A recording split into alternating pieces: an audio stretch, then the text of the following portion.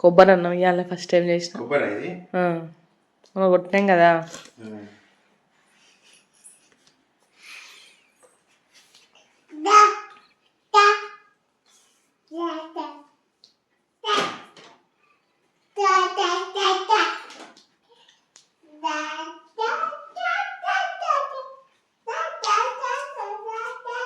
తేడా కొడతాను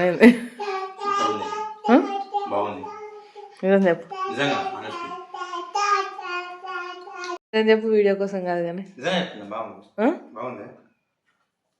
తెలుస్తుందా కొబ్బరి పాల ఫ్లేవర్? కొబ్బరి ఫ్లేవర్ తెలియట్లేదు కానీ కర్రీ ఇట్లా అంతా చెప్తే బాగుంది. అవును, కొబ్బరి పాలు వెళ్ళేసిన అనుకున్నాను.